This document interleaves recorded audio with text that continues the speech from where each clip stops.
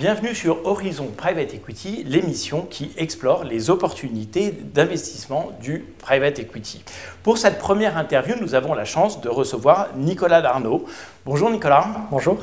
Co-responsable Buyout France et Managing Director chez Ardian. Avec lui, nous allons découvrir aujourd'hui les spécificités du Private Equity, le rôle d'Ardian dans cette incroyable industrie et les savoir-faire qui permettent d'accompagner efficacement les entreprises dans leur croissance. Alors première question Nicolas, pour commencer, et puisque c'est notre première interview aujourd'hui, est-ce que vous pourriez nous définir qu'est-ce que c'est que le Private Equity ?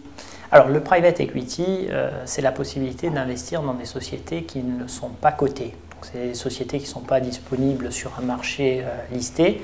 En ce sens, on est dans un cercle fermé et ça a la vertu de pouvoir accompagner une société sur un temps, on va dire, moyen terme, entre 4 et 6 ans en moyenne, ce qui permet vraiment de faire de chaque société, de chaque entrepreneur, un projet à part entière, de se focaliser là-dessus et au bout d'un cycle de 4 à 6 ans, de pouvoir faire, je dirais, un rendement attractif puisque c'est souvent des sociétés à un très très beau potentiel.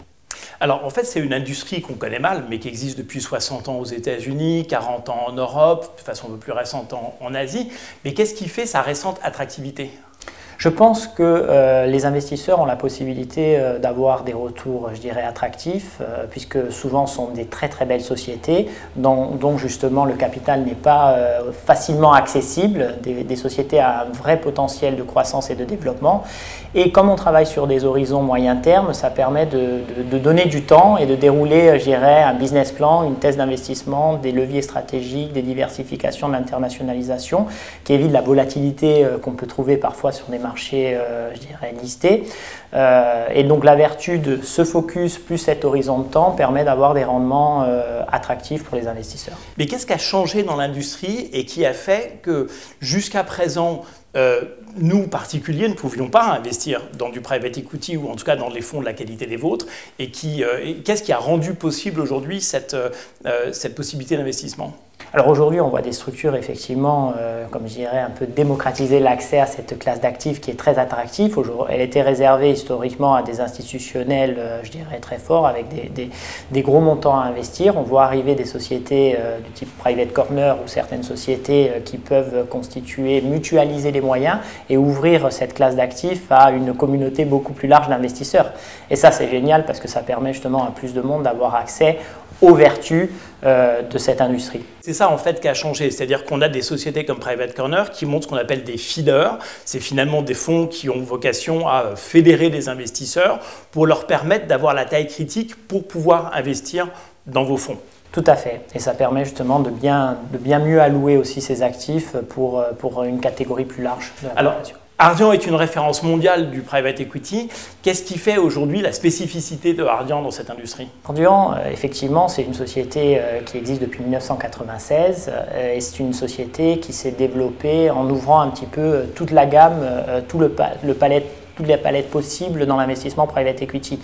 En private equity, il y a différents types de fonds, des fonds larges, des fonds small, des fonds qui font de la croissance, de l'accompagnement. On a une partie dette, on a une partie infrastructure. Donc c'est vraiment une plateforme très diversifiée. Je crois qu'en ayant été pionnier, je dirais, dans cet investissement chez Ardian, l'avantage qu'on a, c'est qu'aujourd'hui, on a une société qui est à la base française, européenne, mais un des leaders mondiaux de cette classe d'actifs. C'est le plus gros groupe européen en private equity et un des leaders mondiaux. Et c'est vrai que la mutualisation des moyens de cette plateforme et son côté très, très international permet de bénéficier d'une marque, d'expertise et d'un ancrage très fort dans chacun des territoires dans lesquels nous investissons. Oui, parce qu'en fait, la caractéristique des fonds de private equity, c'est pas seulement d'envoyer de l'argent dans les entreprises que l'on achète, on va en parler tout à l'heure, mais c'est effectivement de les accompagner dans leur croissance et elles vont bénéficier de conseils, elles vont bénéficier de vos réseaux. Et donc, le fait de travailler avec Ardian va leur permettre d'avoir des points de contact un peu partout dans le monde et donc de très largement faciliter leur développement. Tout à fait. L'objectif numéro 1, c'est de trouver des champions nationaux, européens qu'on veut faire rayonner en leaders européens ou mondiaux. Et pour ce, on a des sociétés qui représentent des caractéristiques très solides quand on rentre, parmi les plus belles entreprises dans les zones dans lesquelles on investit.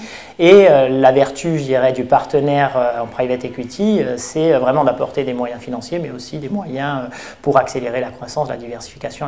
En gros, c'est libérer le potentiel et mettre le vent dans le dos à toutes ces entreprises. Alors vous, Nicolas, vous êtes co-responsable buyout. C'est quoi le buyout et comment est-ce que Ardian se distingue dans cette activité de buyout? Buyout, le premier fonds buyout, c'était 1996. À la genèse, à la naissance même d'Ardian. Donc c'est vraiment le fonds et la division et le segment historique de ce qu'est Ardian. Aujourd'hui, on investit notre fonds numéro 7. En général, un fonds, c'est 5 ans, à peu près 5-6 ans chaque cycle. Donc ça montre vraiment l'historique et l'ancrage qu'il y a dans l'équipe buyout. C'est un fonds qui a grossi au fur et à mesure des années. Aujourd'hui, le dernier fonds, le fonds numéro 7, fait 6,5 milliards. Il a vocation à investir dans une vingtaine de sociétés. Dans ces sociétés, on investit principalement dans 4 secteurs. Une partie qu'on appelle chaîne de valeur alimentaire, qui est une petite spécificité, je dirais, à la maison. Une partie bien-être et santé, une partie techno et une partie service. Voilà un peu les 4 divisions. Et c'est vrai que comme on accompagne des sociétés sur ce marché qu'on a vu croître avec nous, on a un très fort ancrage local. C'est un ancrage local très fort sur l'eurozone historiquement. Les principales géographies dans lesquelles on va investir sont les géographies de l'eurozone, avec un prisme encore très France-Italie, même si on a des bureaux en Espagne, en Angleterre et aux États-Unis, sur des sociétés qui sont valorisées entre 500 millions et 2 milliards, avec une volonté, je dirais, de doubler la taille de ces pépites nationales. Alors, on l'a vu, ces entreprises qu'elles viennent chercher chez vous, c'est cette capacité à les aider à se développer financièrement, mais aussi avec les moyens humains que vous mettez à leur disposition. Comment on les choisit, ces entreprises? Comment est-ce qu'on fait ces due diligence? Alors, c'est une très bonne question sur l'origine et la genèse, comment on fait le sourcing. Nous, on a la chance d'être très local. On est local, comme on dit, global et local. La globalité permet de mieux connaître différents marchés et de voir du potentiel de développement. Le fait d'être local permet d'être au sourcing présent sur son territoire et donc de bien connaître le tissu d'entreprises et d'entrepreneurs. Donc, le premier point, c'est vraiment d'identifier, d'être le bon partenaire, je dirais, pour ces entreprises. C'est assez facile, pour tout vous dire, de voir des sociétés qui performent très bien et qui ont un historique très bon. Après, le vrai point clé, c'est comment faire que ces entreprises s'associent à nous et comment pouvons-nous investir dans ces sociétés, d'où la difficulté dans un capital qui est fermé de rentrer.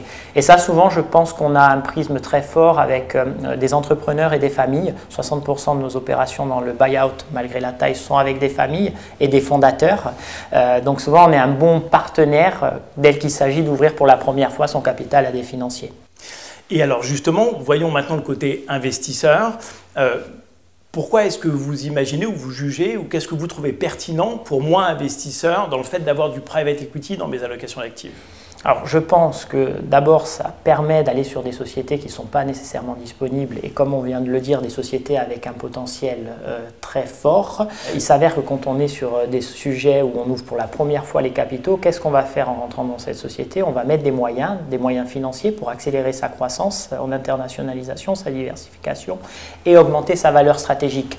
Et on apporte tout le réseau et l'expertise qui va bien. Donc pour moi, c'est vraiment l'alliance parfaite entre un projet d'entreprise qu'on fait le centre de tout, des entrepreneurs et des managers et un investisseur. Et donc pour quelqu'un qui investirait dans cette classe d'actifs, c'est d'avoir véritablement la possibilité de contribuer au développement, je dirais, d'une société sur un temps, on va dire, entre 4 et 6 ans, et en même temps sur des fondations où, à minima, l'objectif est de faire 2 fois la mise pour un investisseur. Donc en fait, si je comprends bien, je vais renoncer à ma liquidité, en contrepartie de quoi j'espère avoir un rendement qui est significativement, substantiellement supérieur à ce que je pourrais trouver sur des marchés cotés? Exactement. Et je pense qu'aussi pour les entrepreneurs et les managers, pouvoir travailler aujourd'hui dans un temps, je dirais, moyen terme. Alors, quand on dit moyen terme, c'est long terme, parce que ça veut dire qu'on se projette sur des sociétés où il y a un potentiel de développement de 10, 15 ou 20 ans.